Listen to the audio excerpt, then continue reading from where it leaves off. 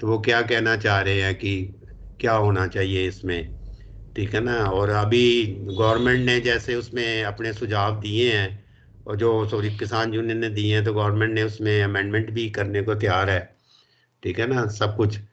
तो ये सब चीजें ना डीपली आपको, क्योंकि आपके टच में है ये, खास करके सब मंडियों का है ना ये, कि जो गवर्नमेंट मंडीज लगती हैं उसके साथ ही सारा ये रिलेटेड है, और एक रिलेटेड कॉन्ट्रैक्ट है। फार्मिंग का है।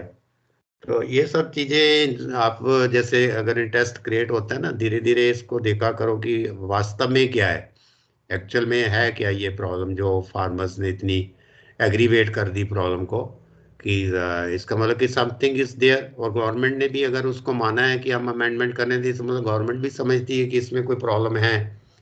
तो यस मतलब है सर। कि प्रॉब्लम्स तो हैं ही हैं, तो तभी ये इतना बड़ा एक आंदोलन बना है। इसमें आप देख रहे हो सभी इंटरनेशनल लेवल पे भी सपोर्ट कर रहे हैं, सब जगह से इनको सपोर्ट मिली है, ठीक है ना, on yes all sir. Fronts. तो ये क्या है कि since it is related to your study also, क्योंकि आगे एक आता है एग्रीकल्चर मार्केटिंग, जो आपके सीनियर्स हैं अभी जो फिफ्थ सेमेस्टर में, उनको मैं ही ये करवा रहा हूँ एग्रीकल्चर मार्केटिंग। तो trade and price, agriculture marketing के साथ ही सारा तो ये है। एग्रीकल्चर मार्केटिंग यही है कि जो फार्मर प्रोड्यूस करता है उसकी मार्केटिंग करनी। तो उसी के साथ ही सारी रिलेटेड ये पूरा जो एजिटेशन है सारा उसी के साथ रिलेटेड है, ठीक है ना। तो ये मैंने उनको काफ़ी इलाबोरेट वे में बताया, इवन देन भी, क्योंकि आपका थोड़ा सा वो है कि आप कई चीज़ें देखी नहीं हुई एक्चुअल में। जब तक कोई चीज़ देख ना लो तो एक इमेजिनेशन रहती है ना दिमाग में कि ऐसा होगा। अब जब आप जैसे मंडी में नहीं गए, ठीक है ना, तो अगर आप मंडी में जाओ जब ये परचेज होती है, तो वहाँ पता चलता है कि ये क्या है, सारा सिस्टम जो है फार्मर अपना लेके आया आ रहा है प्रोड्यूस। और फिर एमएसपी, जिसकी बात ये बार बार करते हैं, मिनिमम सपोर्ट प्राइस की, ठीक है, कि ये मिनिमम सपोर्ट प्राइस क्या है एक्चुअल में, कि फार्मर्स को क्या इसमें मिल रहा है, कि एश्योरेंस मिल रही है कि नहीं मिल रही। तो ये सब चीज़ें जो है ना, मैं तो चलो इसके साथ एसोसिएटेड हूँ काफ़ी, अभी अभी मेरा भी काफ़ी इसमें नॉलेज बढ़ा, सुन सुन के भी कई चीज़ें मन्यूटली मैंने डीपली पढ़ी भी, कि क्या क्या है ये। पहले मैं भी बिल्कुल ठीक ही कह रहा था कि जो एक्ट है वो ठीक है, कि फार्मर्स ऐसे ही एजिटेशन कर रहे हैं। फिर जब धीरे धीरे, क्योंकि एक्ट नहीं पढ़ा था ना, एक्ट जब तक कानून, कानून बहुत बड़ा होता है एक्ट, उसका एक एक लाइन पढ़नी पड़ती है, एक एक लाइन पे लिटिगेशन होती है, प्रॉब्लम्स होती हैं। तो जब तक ये जो किसान यूनियन वाले हैं उनका तो काम है, उन्होंने तो पढ़ना ही था कि हमारी फेवर में क्या है क्या नहीं है। तो जब तक वो ना पढ़ो, आउटवर्डली सब कुछ ठीक लगता है, जब हम डीपली उसके अंदर जाते हैं तो वो काफ़ी कुछ निकल के बाहर आता है। फिर पता चलता है कि इसमें तो ये प्रॉब्लम है, इसमें ये प्रॉब्लम है। तो ये है कि चलो उनकी कोई अभी आज पता नहीं, आज मीटिंग है, कोई उनकी सेटलमेंट हो जाए तो ठीक है, नहीं तो government has to take back these acts जो भी हैं। और उसके लिए ऐसे तो एक्ट वापस नहीं कर सकती, क्योंकि पार्लियामेंट में ही पास हुए थे। आपको पता ही है कि हमारे कोई भी जो कानून बनता है वो पार्लियामेंट के बिना तो नहीं ना बनेगा। तो उस पे जो प्रेसिडेंट है वो साइन करता है पहले, आपका लोकसभा में बिल जाता है, फिर राज्यसभा में, फिर उसको प्रेसिडेंट जो है उसको साइन करता है, तो फिर वो एक्ट के रूप में आ जाता है, फिर उसकी इम्प्लीमेंटेशन स्टार्ट होती है, वो स्टेट वाइज जो है। तो अभी इसकी इम्प्लीमेंटेशन स्टार्ट नहीं हुई थी, स्टेट्स का अधिकार था वो, तो लेकिन उससे पहले ये काफ़ी कुछ हो गया।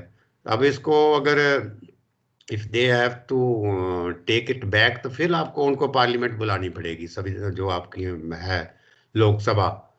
तो फिर उसमें इसको खारिज करना पड़ेगा एक्ट को, लेकिन वो गवर्नमेंट के अगेंस्ट जाता है, कि इसको मतलब कि गवर्नमेंट ने इसको स्टडी नहीं प्रॉपर किया।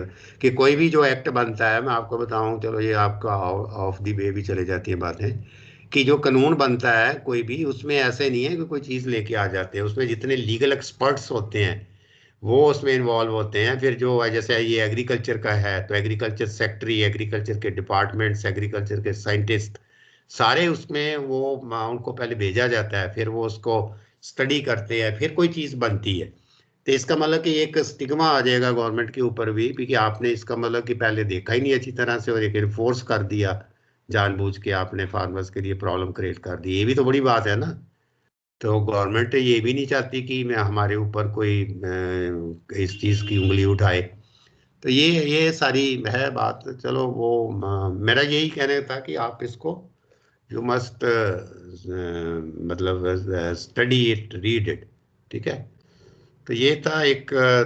दूसरा ये है कि और क्या मिकल, आपको तो कोई ऐसा नहीं आया कोई इसका ऑप्शन वगैरह की कॉलेज ज्वाइन करने का, ये आपके ईमेल आईडी में या एसएमएस कि आप अपनी कंसेंट भेजो ज्वाइन करने के लिए? No sir. आपको नहीं है, वो फर्स्ट ईयर वालों का ही है। ठीक है ना। तो ये था। और दूसरा वो आपका मेरे ख्याल वो आपको नोटिस तो आ गया हुआ है कि आपको जो अपने फॉर्म फिलअप करने हैं फाइनल एग्जाम के लिए, वो अप टू यस 18 सर। तक विदाउट लेट फीस है। तो उसके बाद वो फिर मेरे पास आएगा तो then I will approve it. फिर आपका वो जनरेट होगा, जैसे वो सिस्टम है सारा। तो अभी क्या था कि आज जैसे था कि ये तो सिलेबस तो आपका कंप्लीट ही है।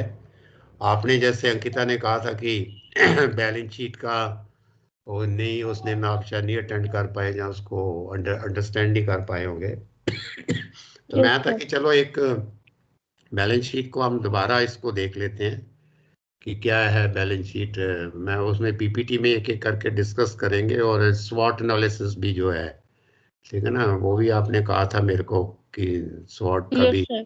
तो ऐसे अभी भी मैं, जैसे आपको कोई लगता है तो आप मेरे को इंडिविजुअली जहाँ इसमें ग्रुप में डाल देना कि ये चीज़ जैसे एग्रीकल्चर फाइनेंस से रिलेटेड है, क्योंकि एग्रीकल्चर यस सर। फाइनेंस तो मेरा खुद का फील्ड ही था, सब्जेक्ट ही था।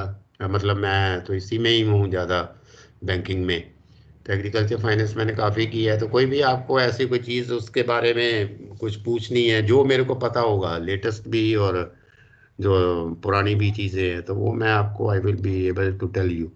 तभी हम क्या है कि हम मतलब जो है मैं आपको बैलेंस शीट का जो है ना, we will straight go way to the balance sheet. ठीक है ना। तो बैलेंस शीट का मतलब क्या है, बैलेंस शीट होती क्या है, बैलेंस शीट्स में क्या क्या चीज़ें होती हैं। ठीक है ना। तो बैलेंस शीट अगर हम स्टडी करते हैं तो हमें क्या उससे पता चलता है, और बैलेंस शीट का एनालिसिस कैसे करना है। ठीक है ना। तो फार्मर पॉइंट ऑफ व्यू से भी है वो कि एक है पीपीटी में, हम उसको डिस्कस एक एक करके ना करते हैं।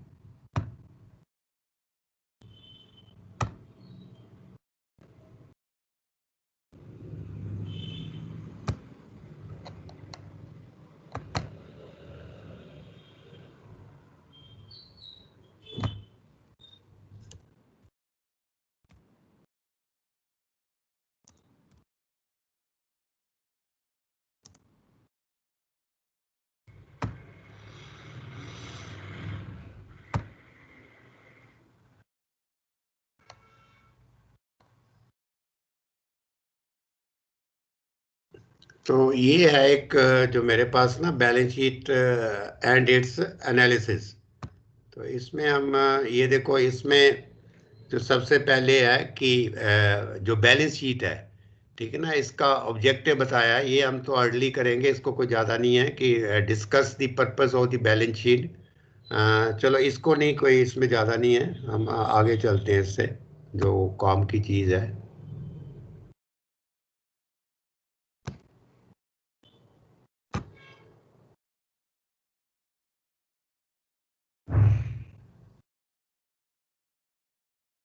अब ये देखो, इसमें जो है ना purpose of a balance sheet, इसमें लिखा है कि एवरीथिंग ओन्ड। ठीक है ना। ओन्ड मतलब होता है जो आपके पास है, एवरीथिंग जो मेरी है, उसको तो ओन्ड ही कहेंगे ना, everything owned. And owed, owed का क्या मतलब है, जो मेरे पास उधार पे है। ठीक है ना। एवरीथिंग ओन्ड एंड ओड, ये दो वर्ड है ना, owned and owed, by a business और individual at a given point in time. मतलब उसका मतलब है कि बैलेंस शीट में हमें ये पता चलता है कि मेरे पास है क्या, और मेरे पास मैंने किसी का देना क्या है। अब जो at any point of time, at a given point in time, जैसे मैं आज ही वो देखूं अपनी बैलेंस शीट के हिसाब से मैं देख सकता हूं कि मेरे पास क्या चीज़ है और मैंने क्या चीज़ उधार पे ली हुई है, क्या चीज़ मेरी उधार पे है। ठीक है ना, जो मेरी नहीं है। ठीक है ना। ये ऑन एंड और अभी आ रही ना, मेरी आवाज आ रही है ना? हेलो। क्यों अंकिता, आवाज आ रही मेरी? यस। हाँ। यस सर, आ रही है आवाज। हाँ। तो everything owned and owned by a business और individual at a given point in time, मतलब हमें पता चलता है बैलेंस शीट में कि मेरे पास क्या असेट्स हैं, और आगे अब बात आएगी असेट्स की। ओन मतलब जो मेरा क्या है और जो मैंने किसी का देना क्या है, ये बात है। तो फिर आगे दो वर्ड इसमें बहुत इंपॉर्टेंट आते हैं, ये असेट और लाइबिलिटी, इसी के ऊपर ही बैलेंस शीट चलती है। ये जो जो वर्ड असेट, असेट का मतलब तो आप समझिए कि जायदाद, जो यस मेरे सर। पास है कोई चीज, उसको कहते हैं असेट। और लाइबिलिटी होती है जो मैंने किसी से उधार लिया हुआ है, जो मैंने किसी का देना है, अगर मैंने ले भी लिया है तो मैंने उसको वापस करना है, तो वो है लाइबिलिटी। तो फर्स्ट इज असेट, तो इसमें लिखा है कि एनीथिंग ऑफ वैल्यू ओन्ड, कोई भी चीज जो मैंने मेरे पास है वो असेट है। और लाइबिलिटी क्या है, एनी डेट, डेट होता है कर्जा, ठीक है ना, DEBT, डेट, डेट होता है मतलब किसी को जो मैंने देना है पैसा, एनी डेब्ट और any other financial obligation owed to someone, financial obligation, financial obligation का मतलब यही है कि मैंने किसी से पैसा उधार लिया है, ये ऑब्लिगेशन है मेरी कि उसको मैंने पैसा वापस करना है। तो इसलिए जो है ये मेरी जायदाद है, असेट्स, सीधी सी बात है, और ये मेरा उधार है, लाइबिलिटी, ठीक है ना। तो इसी के ऊपर ही जो आप देखोगे कि बैलेंस शीट में ऊपर असेट लिखा, लेफ्ट साइड में असेट होता है और राइट साइड में लाइबिलिटी होती है, असेट और लाइबिलिटी। फिर ये जो है, ये जो लिखा है इक्विटी और नेटवर्थ, ठीक है ना, ये लिखा है इक्विटी और नेटवर्थ, ठीक है ना। मेरी हैसियत क्या है, नेटवर्थ का मतलब कि मेरी एक्चुअल जो शुद्ध हैसियत क्या है। शुद्ध हैसियत तो यही होगी ना कि मैं ये सपोज कर लो, ये मेरे असेट्स हैं, जैसे 100 रुपया मेरे असेट्स हैं, ठीक है ना, 100 रुपये मेरी जायदाद है, और मेरी लाइबिलिटी 40 रुपये है, ठीक है ना, ये लाइबिलिटी 40 रुपये है। अगर हम इसमें से ये लेस कर देते हैं तो ये मेरी नेटवर्थ आ जाती है, इसको ऑनर इक्विटी भी बोलते हैं और नेटवर्थ भी बोलते हैं। तो मतलब 100 में से जैसे अभी 40 अगर लाइबिलिटी है, 100 में से 40 निकाल दिए तो 60 जो है वो मेरी एक्चुअल जायदाद है, एक्चुअल मेरी हैसियत है, नेटवर्थ। मतलब कहने को तो 100 है, ठीक है ना। अब कई होते हैं कि कई दिखाने को, जैसे बहुत से कहते हैं ये मेरी कोठी है, ये मेरे को तो ये करोड़ों रुपए की है, लेकिन उस कोठी के अगेंस्ट पैसा लिया हुआ है, ठीक है ना। तो वो उतना जो पैसा है, जो अगर 1 करोड़ की कोठी है, उसमें 80 80 लाख रुपया लोन लिया हुआ है या लोन देना है, तो 1 करोड़ में से 80 तो निकल जाएगा, उसकी कीमत तो 20 लाख ही आ जाएगी सारी, ठीक है ना। सबसे बड़ी बात तो ये है, ये वाली चीज अगर आपको समझ आ जाती है कि असेट क्या है, यस सर। लाइबिलिटी क्या है, और फिर मेरी नेटवर्थ क्या है, ये तीन चीजें जो है बड़ी इंपॉर्टेंट है बैलेंस शीट में, असेट, लाइबिलिटी, और ये इसको ऑनर इक्विटी को कहते हैं नेटवर्थ, ठीक है। तो ये नेटवर्क। सबसे पहले जितनी भी कोई भी बैलेंस शीट होगी उसमें ये तीन चीजें जरूर होंगी, एक राइट साइड में असेट होगा, और जो आपका उसमें लाइबिलिटी होगी, और अगर हम उसमें से माइनस कर दें टोटल असेट्स और टोटल लाइबिलिटी को, तो वो that comes the net worth, और दैट इज ऑनर इक्विटी। अब आगे चलेंगे तो ये और इसको एलेबोरेट करेगा, तो इसको भी, ये कुछ नहीं है, इसको रहने दो।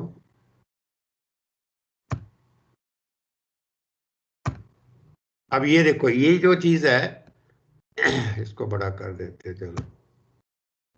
अब ये देखो, ये जो है, अब इसमें है ये सब लिखा असेट्स, ये देखो मैंने कहा था कि लेफ्ट साइड में असेट्स और ये लाइबिलिटीज लिखी हैं, ठीक है ना, ये आपको बड़ा क्लियर है। अब इसमें आगे असेट्स को उसने बाइफरकेट कर दिया दो चीजों में, एक तो करंट असेट्स हैं और एक नॉन करंट असेट्स, ठीक है ना, करंट, नॉन करंट। ऐसे जो लाइबिलिटी हैं वो भी current liability, non current liability, और फिर इन दोनों को जब टोटल कर दिया तो जो टोटल असेट्स आ गए। और ऐसे ही इनको जब कर दिया current liability, non current liability, ये टोटल लाइबिलिटी आ गई, ठीक है ना। ये सब जो इसको, अब इसको दो में कर दिया, एक तो करंट असेट्स आ गए और एक नॉन करंट असेट्स।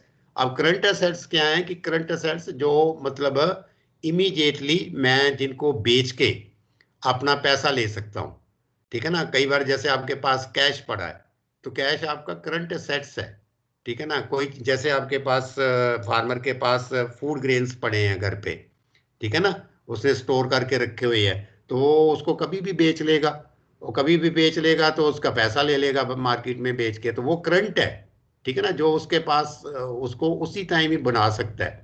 और नॉन करंट असेट्स हैं जो मतलब उनको इमीडिएटली सेल नहीं कर सकता, जैसे उसकी एग्रीकल्चर लैंड है, ठीक है ना, एग्रीकल्चर जो लैंड है वो उसके असेट्स तो है, लेकिन वो नॉन करंट असेट्स है कि उनको इमीडिएटली बेच के वो पैसा नहीं ले सकता। तो ये टोटल लाइबिलिटी, ये टोटल असेट्स बन जाते हैं। ऐसे करंट लाइबिलिटीज हैं जो उसको इमीडिएटली लाइबिलिटी पे करनी है, ठीक है ना, जो उसको 10 दिन के अंदर ही वापस करनी है। नॉन करंट लाइबिलिटी है जैसे उसने एक लोन लिया है, तो ट्रैक्टर का लोन लिया है तो उसको 10 साल में वापस करना है, तो 10 साल में उसकी नॉन करंट लाइबिलिटी है कि वो तो इंस्टॉलमेंटों में उसको करता जाएगा। तो ये टोटल जो है, ये है जो current assets, non current assets, तो टोटल असेट्स, फिर हम आगे इसको पढ़ेंगे कि क्या है ये। और ये owner equity, total liabilities and owner equities, ठीक है। तो ये नेक्स्ट, अब ये देखो असेट, ये लिखा है assets, an asset can be sold to generate additional cash, ठीक है ना। असेट कैन बी सोल्ड, आपके पास जो भी कोई जायदाद है उसको बेचा जा सकता है, तो उसमें आप पैसे ले सकते हैं। Use to produce other goods, जहाँ मतलब उसको आप असेट को दूसरे कामों के लिए भी उसको यूज कर सकते हो, दूसरी चीजें पैदा करने के लिए, अदर प्रोडक्शन के लिए। तो ये असेट्स हैं। अब धीरे धीरे चलेंगे। अब ये देखो करंट असेट्स, अब ये इसको समझने की बात है, जो मैंने अभी बोला है आपको, वही है करंट असेट, कि goods that have already been produced and be can be sold quickly without disrupting future production activities, ये लिखा है ना। तो इसका मतलब जो करंट असेट्स के कौन से हैं उसके पास, जैसे ग्रेन है, घर पे उसके फार्मर के पास ग्रेन है। फिर ये feeder life stock, life stock का फूड जो फीड ला के रखा हुआ है, जैसे पोल्ट्री का ही है। तो और बाकी अदर इन्वेंट्रीज और भी घर में कई कुछ हो सकता है, पल्सेस होंगे, ठीक है ना। जो सब ये चीजें हैं जो कि उसको बेच के वो कभी भी उसका पैसा जो है वो ले सकता है।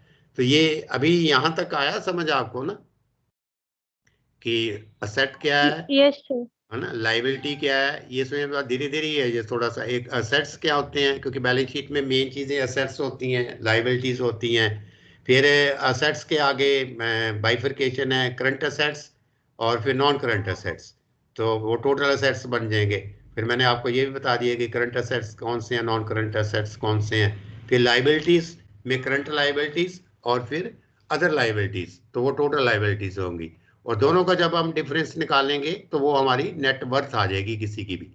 तो ये है कि ये सब का फिर goods that will ordinary be use up are sold within the next year, जैसे कैश है, checking and saving account balances है, जैसे आपके आप उसने फार्मर ने अपने बैलेंस सेविंग में पैसा पड़ा है, तो वो भी उसका करंट असेट्स है।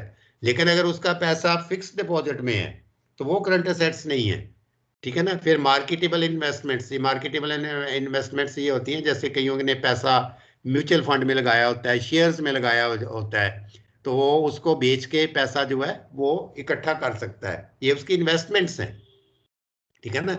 ये उसने पैसा कहीं पे जो है उसका सेविंग अकाउंट में बैंक में पैसा पड़ा है तो वो उसको कभी भी निकाल ले, तो वो उसका करंट असेट्स है।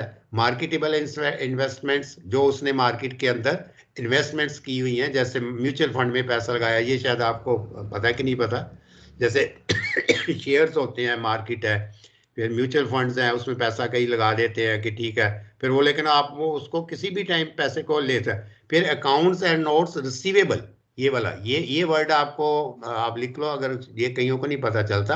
अकाउंट्स एंड नोट्स रिसीवेबल, इसका मतलब ये होता है कि जैसे मैंने अपनी कोई चीज़ है, जैसे मैंने अपने ग्रेन्स हैं, जैसे फार्मर है, फार्मर ने अपनी जो वीट है उसको उधार पे दे दी है, बेच दी है।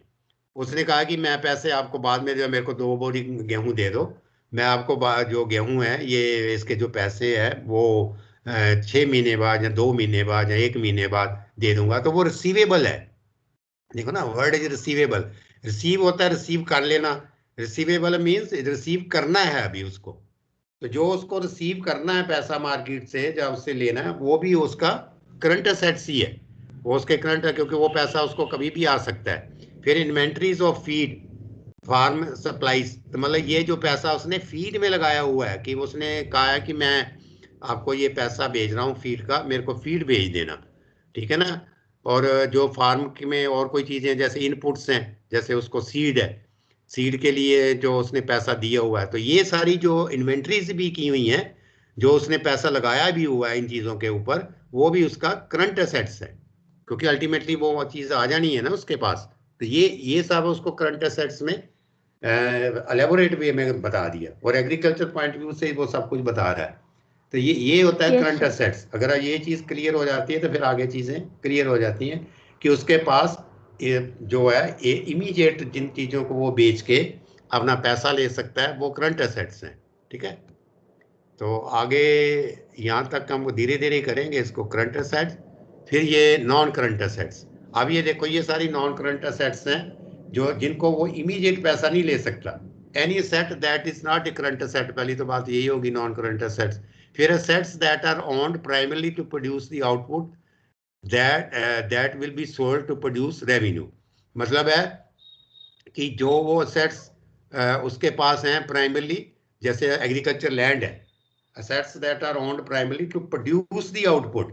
तो आपको जैसे एग्रीकल्चर लैंड है तो उसके ऊपर ही वो तैयार करेगा ना अपने गेहूं।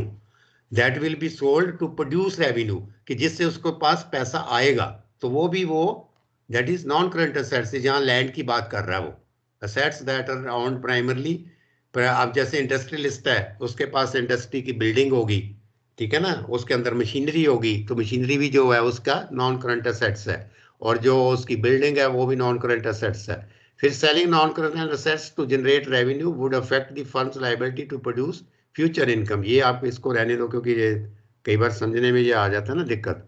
फिर है कि more difficult to sell quickly and easily at their full market value. जैसे ये मशीनरी है, ये मैंने बोला ना मशीनरी, मशीनरी और जो इक्विपमेंट है, जो उसके पास मशीनरी जैसे यस सर। ट्रैक्टर है, फिर उसके पास थ्रेशर है, फिर उसके पास ये ट्रॉली है, ठीक है ना, कोई भी ये चीज जो है, ये उसकी नॉन करंट एसेट्स हैं, क्योंकि इमीडिएटली नहीं ना बेच सकता।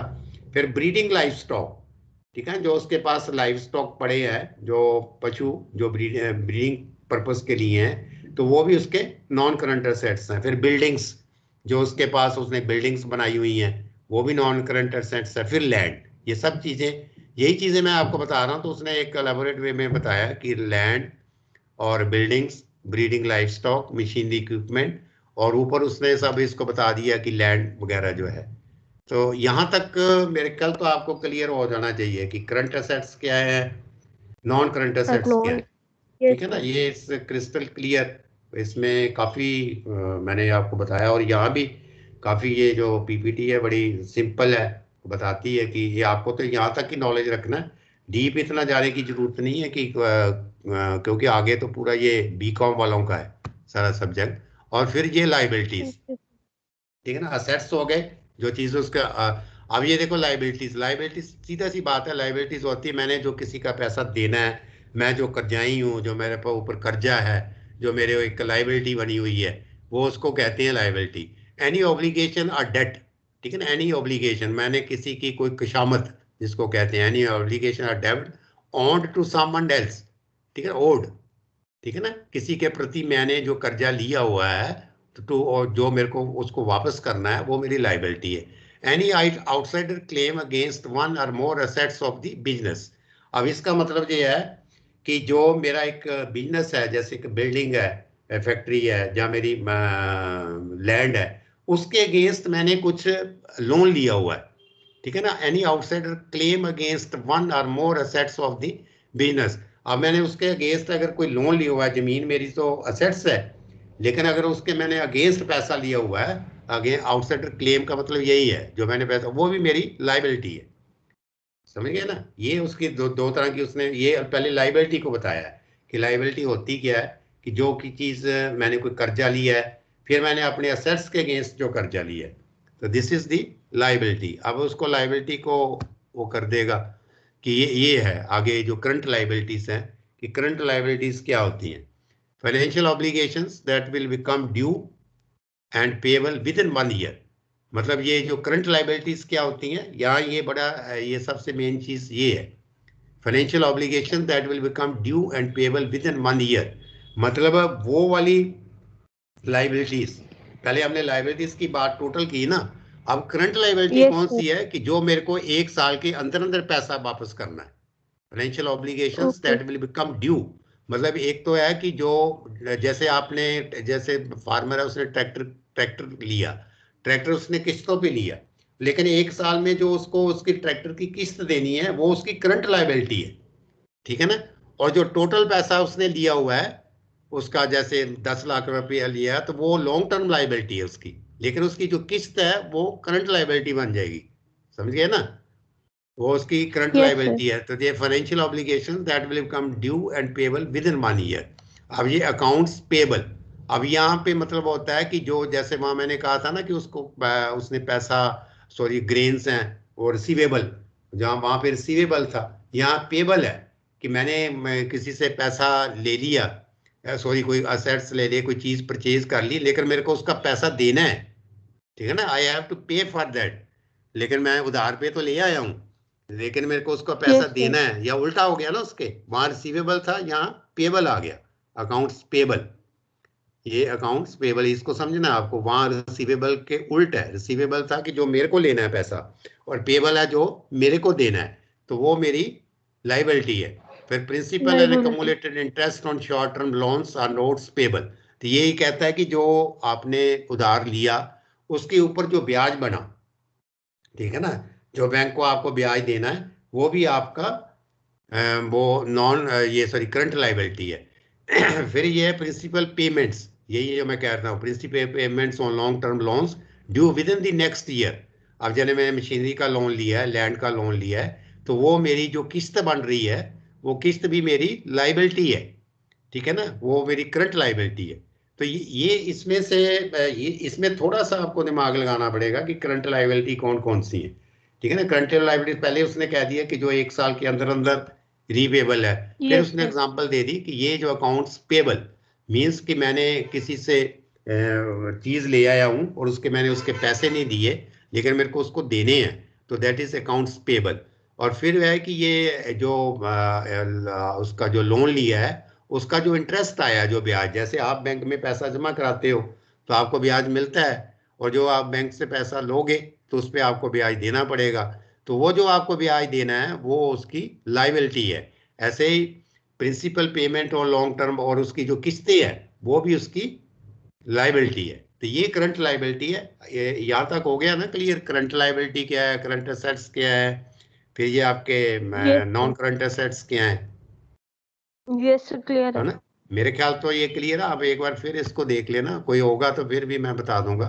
फिर non current Yes, sir. Liabilities, ठीक है ना, जैसे मान नॉन करंट एसेट्स थे, all obligation that do not have to be paid in full within the next year, मतलब बाकी सारी जितनी भी चीजें जो 1 साल के अंदर वापस नहीं करनी, वो सारी जो है वो सारी जो है हमारी नॉन करंट लाइबिलिटी है। The remaining balance on long term debt, ठीक है ना, लॉन्ग टर्म डेट जैसे मैंने आपको कहा कि ट्रैक्टर का 10 साल का लोन लिया हुआ है, तो वो जो लोन लिया हुआ है टोटल 10 लाख रुपया, वो उसकी नॉन करंट लाइबिलिटी है, ठीक है ना, क्योंकि 1 साल के अंदर नहीं करना, लेकिन उसकी जो किस्त वापस करनी है, वो उसका जो उसका ब्याज वापस करना है वो करंट लाइबिलिटी है, तो बाकी की जो रह जाती हैं वो नॉन करंट लाइबिलिटी है,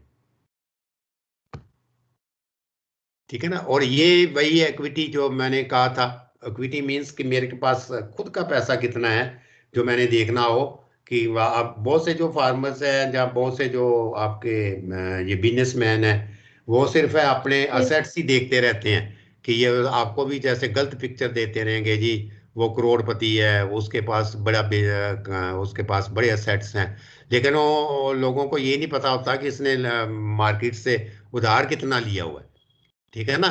तो उसकी खुद की तो वही हैसियत बनेगी अगर उसमें से वो उधार निकाल देगा। अब जैसे मैं ही हूँ, एक मेरे पास ये मकान है जिसमें मैं रह रहा हूँ, तो उसको कह लो ये 30 लाख का या 35 लाख का है, और इसके अगेंस्ट मैंने लोगों का 35 लाख तो मेरे पास है, लेकिन मैंने देना है 50 लाख रुपया, लोगों का उधार लिया हुआ है, तो मेरी तो नेगेटिव में चले गई नेटवर्क, मेरी तो कुछ है ही नहीं है, Yes, ज़्यादा sir. देखने में लग रहा है कि मेरा मकान है, लेकिन मैं तो लोगों का कर्जा बड़ा देना है, ठीक है ना, तो वो आपकी वो हैसियत नहीं है। तो यहाँ ये आपको ये पता चलता है कि मेरी खुद की नेटवर्थ क्या है, total assets minus total liability, ये एक बड़ी इंपॉर्टेंट चीज है। ये कईयों को जो कई नहीं निकालते वो इसी धोखे में रह जाते हैं कि ये मेरे पास तो इतना पैसा है, लेकिन जब वो देखते हैं कि मेरे को इतना लोन भी देना है, तो उसका खुद का तो कुछ भी नहीं निकलता, नेगेटिव में चले जाती है, ठीक है ना, पॉजिटिव के होने की जगह नेगेटिव में चल जाती है। तो ये ओनर्स इक्विटी भी इसको बोलते हैं, और इसको नेटवर्थ भी बोलते हैं, ये दोनों चीजें आती हैं, इक्विटी भी बोलते हैं, ठीक है। ऑनर मीन्स कि जो मेरे पास है, इक्विटी जो मेरी खुद की जायदाद है। तो ये यहाँ तक है, और ये नहीं है आपके काम का चेंज इन अपना इक्विटी।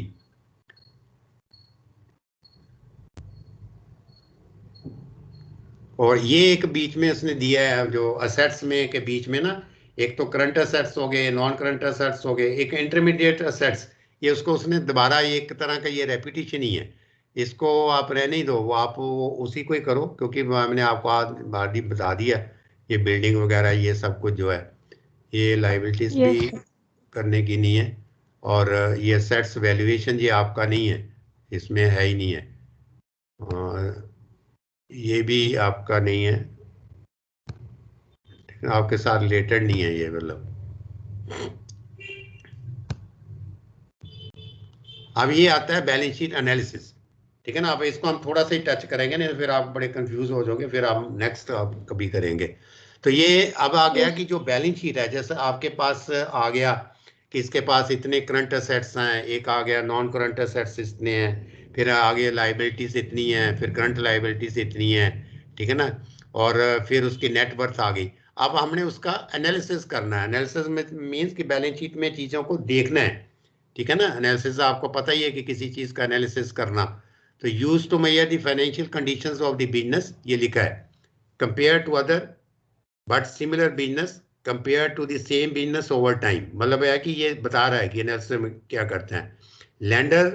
लैंडर्स यूज, ये लैंडर्स मीन्स जो कर्जा देते हैं, जैसे बैंक है, बैंक क्या है, लेंडर है, और जो फार्मर है वो क्या है, वो लोन लेता है, तो ही इज द बारवर, ठीक है ना। लेंडर का उल्टा होगा बारवर।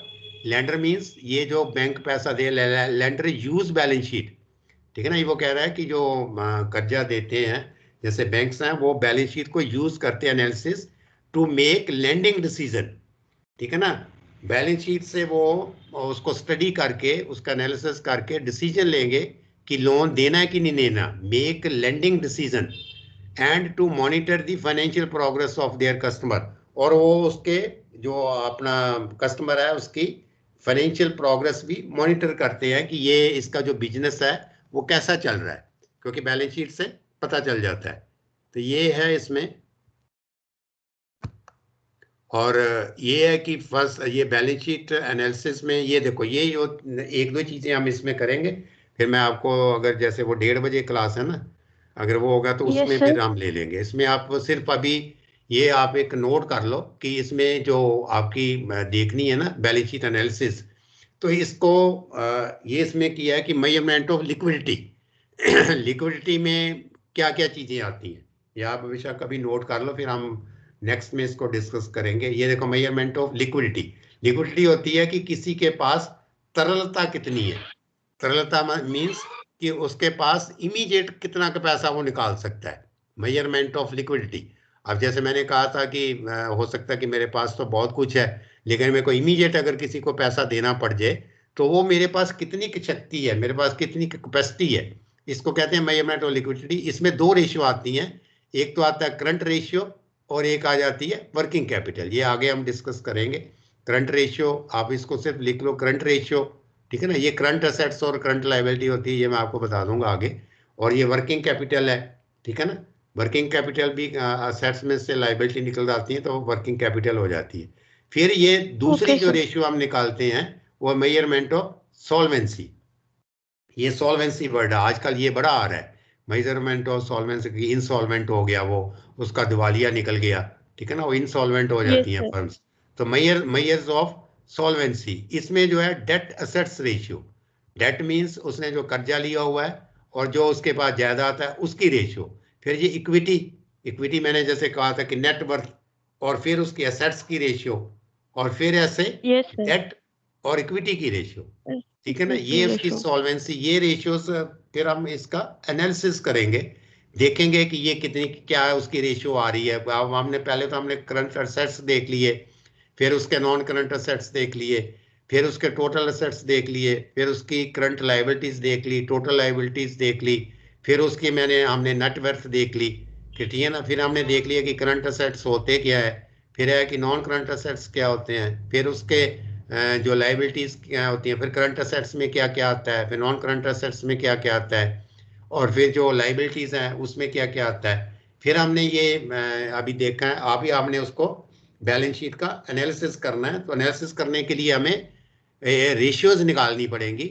हमें उसको देखना पड़ेगा कि ये चीज़ के अगेंस्ट उसके पास ये क्या है, ठीक है ना। जैसे ये करंट रेशियो है, वर्किंग कैपिटल है, फिर डेट असेट्स रेशियो है, फिर इक्विटी। ये हम आगे जो है ना आपका जो 1:30 बजे क्लास है उसमें फिर मैं आपको ये इसमें आज पूरा क्लियर कर देंगे, है ना। तो अभी हम यहाँ ही ओके करते सर। हैं क्योंकि फिर ज़्यादा हो जाएगा, आपको पता नहीं चलेगा कि क्या क्या क्या है। यस। हाँ, तो